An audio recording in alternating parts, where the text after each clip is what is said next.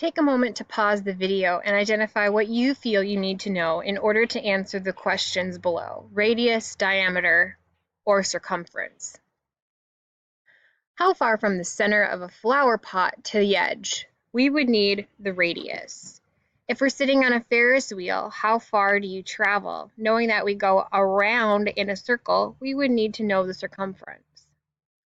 Brushing olive oil on a pizza crust, assuming we're needing to find the area of the pizza crust, the whole pizza crust, we would need either the diameter or the radius. Outline the center circle on a soccer field. How much chalk is needed? So since we're looking at the outline of a circle, we're looking for the circumference.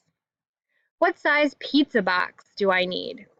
We could either use the diameter or the radius to identify how wide our pizza is. How long is the minute hand on a clock? This is looking at the radius. Shipping a clock, what size box do I need? Again, probably the diameter or the radius, because we can use one or the other to find each other. Inscribe a circle in a square. How big is it? Here again, we can use the diameter to find the circumference, or it just depends exactly what specific things we're looking for. What size tire fits on a rim? The diameter, which would then help lead to the circumference. And depending upon the information that we're given based on the information from the rim itself. Jesse needs new back wheels for his tricycle. May brings over a wheel with a radius of 7.5 inches. Ashley brings over a wheel with a diameter of 15.25 inches. Will these work for Jesse? Well, if I took 7.5 times 2, that would be a 15-inch diameter. So these will not work since they are not the same. One would be 15 inches and one would be at 15.25 inches.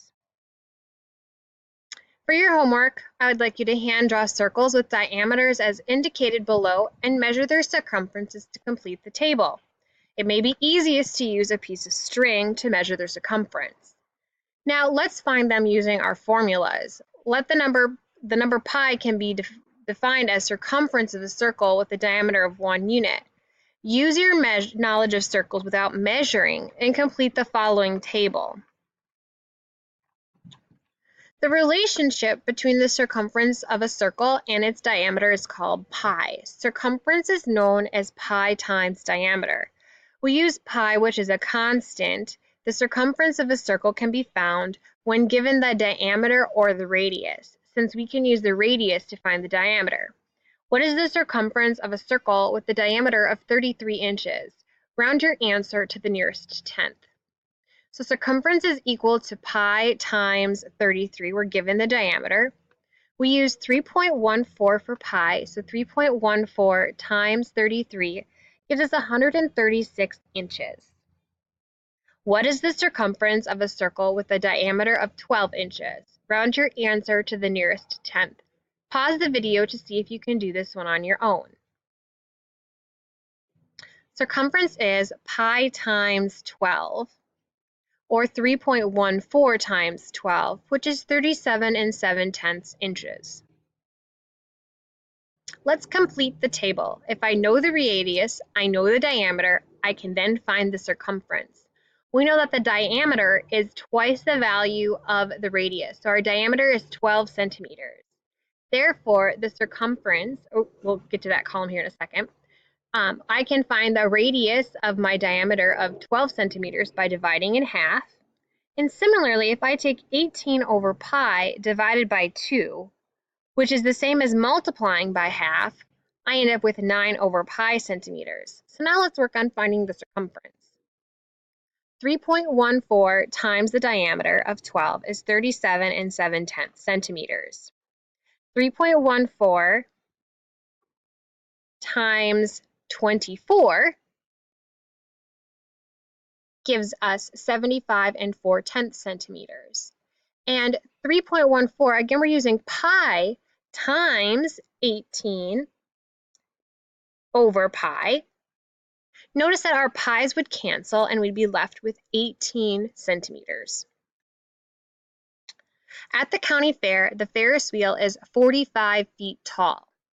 You buy a ticket which lets you go around 5 times or 5 revolutions. How far did you travel? Round your answer to the nearest foot. Well, 45 feet tall would be the diameter from the bottom to the top of the Ferris wheel. So I can take 3.14 times 45, which gives me 141.3, or rounded to the nearest foot, part B. However, we're going 5 times around, so I would need to take 5 times the one circumference, giving me 141.3, or 706.5. This is the correct answer for part A. A telescope is made with 3 mirrors that are all the same size. If the diameter of each mirror is 4 inches, what is the total circumference for all 3 mirrors? So to find the circumference of one mirror, we would take 3.14 times the diameter of 4, which gives me 12.56. Conveniently, that's part C, but we have 3 mirrors. So I need to take that times 3, giving me 37.7, or rounded to the nearest whole number, 38 inches, so part B. The relationship between a circumference and the diameter. So I can find the circumference by taking pi times the diameter, or 2 times pi times the radius, since 2 times the radius is the same as the diameter. The top of a tennis ball has a circumference of 88.5 inches. A standard tennis ball is 2.7 inches in diameter. How much extra space is in the diameter? First, I'll take, knowing that the circumference is 8.5 inches. I can then find the diameter of my can by dividing by 3.14 to obtain the diameter by itself. By doing this, I see that the diameter of the tennis ball can is 2.706. So then I can take the diameter of the tennis ball can and subtract the diameter of the tennis ball, giving me just a very teeny tiny 0.006, or 6 thousandths of an inch extra space, which isn't a whole lot. The circumference of the front tire on Jake's bicycle is 88 inches. What is the length of one of the spokes? So the spokes would be the radius, which is why I'm using circumference is equal to 2 pi r, so I can identify the length of the spoke. I know the circumference is 88 inches, so I can fill in the rest to find r. So 88 equals 2 times 3.14 times r. Dividing by 2 times pi, I end up with 14.01, which is the radius of one of the spokes of the tire. Circles have an area just like any other figure, and the area of a circle is, of course, related to the radius of that circle. So area is equal to pi times radius squared. If the top of a cake has a radius of 6.5 inches, do we have enough icing to cover it? Knowing that the can of icing says it covers 121 square inches. So let's first find the area of the cake. So area is pi r squared. We'll use pi as 3.14. We know the radius is 6.5. So if I use my order of operations, I see that 132.67 square inches is the area of the top of the cake. However, our icing only covers 121 square inches.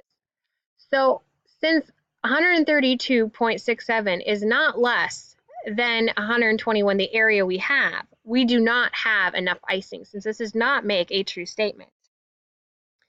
Rebecca wants to order a pizza for her slumber party. How much more pizza does she get if she orders a large instead of a medium? A medium is a 14-inch diameter, and the large is a 16-inch diameter. So the large pizza area is equal to pi r squared. We need to take 3.14 times the radius. Now we're given the diameter. The radius is half of the diameter, so 8 squared. Multiplying, we get 200.96 square inches of pizza for the large one. Now let's look at the medium pizza using the same formula, except this time our radius is 7, so half of 14 is 7. Multiplying using our order of operations, we see that a medium pizza covers 153.86 square inches. So the area of the large pizza minus the area of our medium pizza will tell me how much more pizza I get with my large.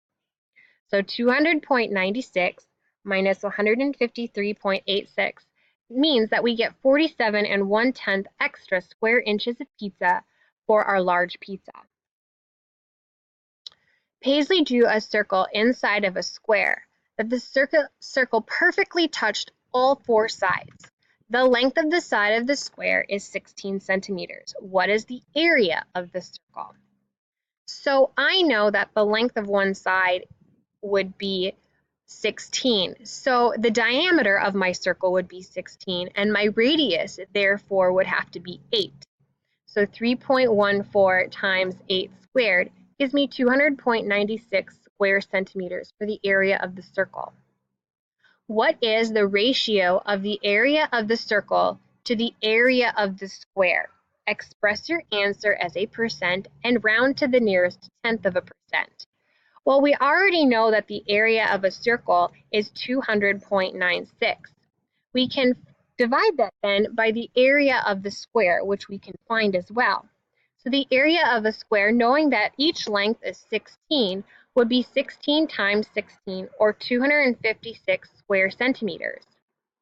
So if I write this as 200.96 divided by 256, we get 0.785, or 78.5% rounded to the nearest tenth of a percent. How does the name of each figure related to the number of faces and shape of each face? So when I take a look at each individual one, I see that that first shape is a pentagonal prism. A pentagon has 5 sides, so therefore we have 5 faces and 2 bases. Each one of our bases will be the pentagon, hence the name pentagonal prism. Our second shape is a trapezoidal prism. We know a trapezoid has 4 sides, so we'll end up with 4 faces and 2 bases. Each one of those bases will end up being a trapezoid. The third one is a triangular prism. Triangles have 3 sides, so 3 faces, and each one of the bases will be a triangle. How do you know where the bases are on a rectangular prism, considering all the sides will end up being a rectangle? Which means that we can use any of the opposite congruent bases to classify them as the bases. For non-rectangular prisms, they have 2 special faces called the bases, such as the 3 examples above. The bases are faces that are not rectangular shapes. The bases are opposite and congruent, just like the 3 examples above. Surface area of any figure is the sum of the area of all the faces of a figure. Surface area can be calculated for any figure using the formulas for each of the area of the faces. So here we have a triangular prism. Let's find the surface area. We have 3 rectangles and we have 2 triangles for each of the bases. The area of a rectangle is length times width. So we have a rectangle that is a size 6 times 4.5, which is 27. We have one that is 6 times 7, so the one that's facing us. And we have 6 times, so this side will be 6, and by 3.6, so this right-hand side, so 21.6. We have the area of a triangle is half times base times height. So we have half times our base of 7 times the height of the triangle given, which is 2. And that is 7, so we've got 2 of those. We can add all of our areas together to give us a grand total of 104.6 square centimeters for the surface area of this triangular prism.